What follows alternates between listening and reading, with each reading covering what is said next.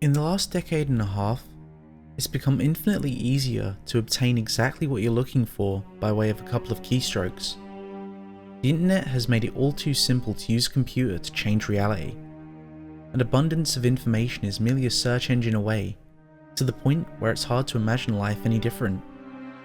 Yet, a generation ago, when the words streaming and torrent were meaningless, save for conversations about water, people met face to face to conduct software swap parties, trading games, and applications on Sharpie labelled 5 1/4 inch floppies.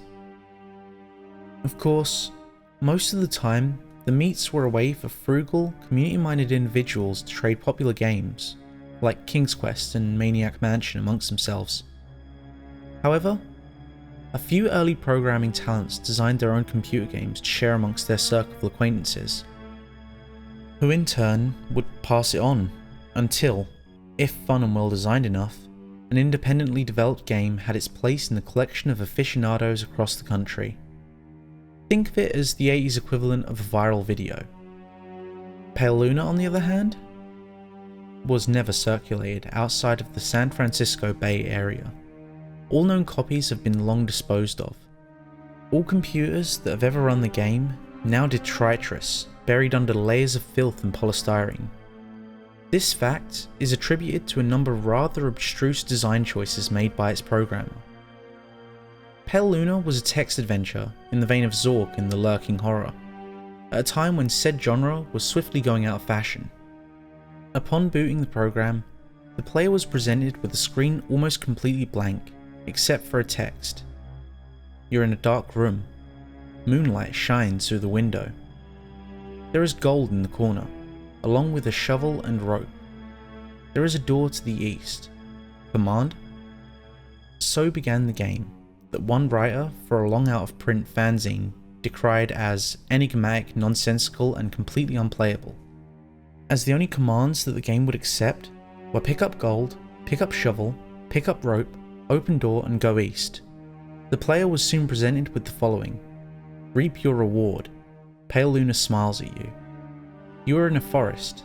There are paths to the north, west, and east. Command?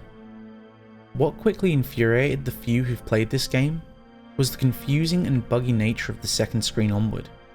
Only one of the direction decisions would be the correct one. For example, on this occasion, a command to go in a direction other than north would lead to the system freezing, requiring the operator to hard reboot the entire computer. Further, any subsequent screens seem to merely repeat the above text, with the difference being only the directions available. Worse still, the standard text adventure commands appeared to be useless. The only accepted non-movement related prompts were use gold, which caused the game to display the message, not here. Use shovel, which brought up not now, and use rope, which prompted the text, you've already used this. Most who played the game progressed a couple of screens into it before becoming fed up and having to constantly reboot and tossing the disc in disgust, writing off the experience as a shoddily programmed farce. However, there is one thing about the world of computers that remains true. No matter the era, some people who use them have way too much time on their hands. A young man by the name of Michael Nevins decided to see if there was more to Pale Luna than what met the eye.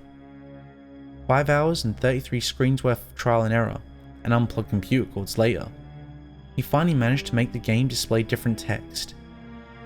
Text in this new area read, Pale Luna smiles wide. There are no paths. Pale Luna smiles wide. The ground is soft. Pale Luna smiles wide. Here. Command? It was another hour still before Nevin stumbled upon the proper combination of phrases to make the game progress any further. Dig hole, drop gold, then fill hole. This caused the screen to display, congratulations, 40.24248.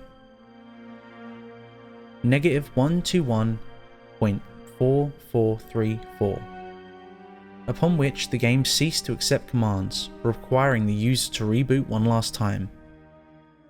After some deliberation, Nevins came to the conclusion that the numbers referred to lines of latitude and longitude. The coordinates led to a point in the sprawling forest that dominated the nearby Lassen Volcanic Park.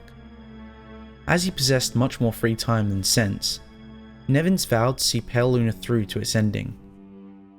The next day, armed with a map, a compass and a shovel, he navigated the park's trails, noting with amusement how each turn he made corresponded roughly to those that he took in the game.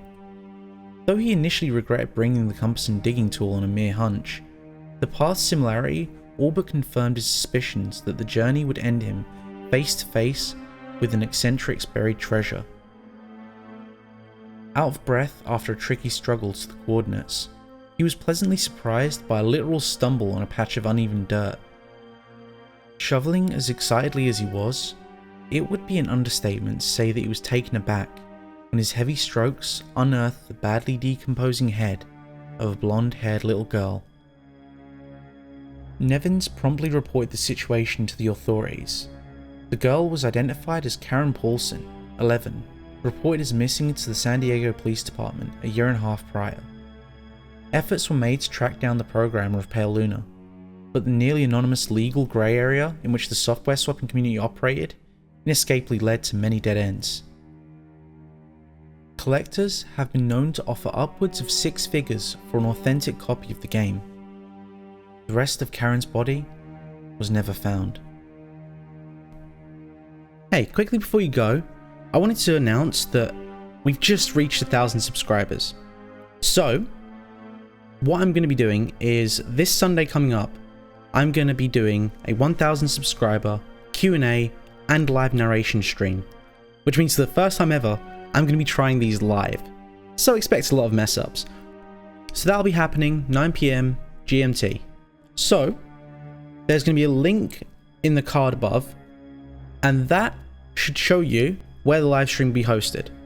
That way you can have it ready. It'll also show you exactly how long until the live stream from today.